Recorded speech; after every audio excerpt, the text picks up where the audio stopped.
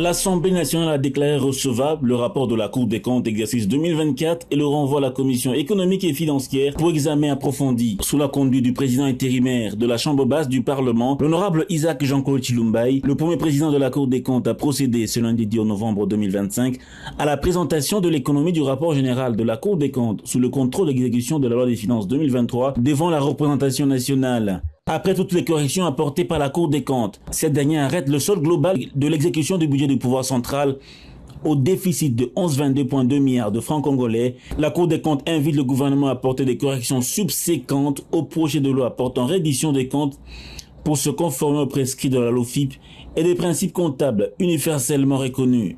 Cela dit, nous pouvons nous prononcer quant à la recevabilité de cet exposé qui va être transmis avec son rapport à l'ECOFIN pour examen approfondi. Qui sont pour la recevabilité? Qui sont contre? Abstention. Au vu du résultat des votes, l'Assemblée plénière déclare recevable le rapport général de la Cour des comptes.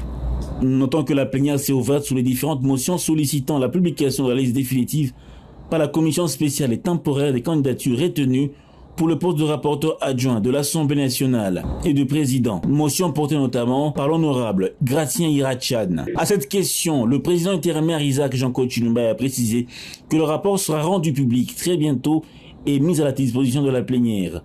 Lorsque vous lisez l'esprit de l'article 27 qui organise ce processus, le pouvoir de réceptionner les candidatures et de les publier revient à moi seul.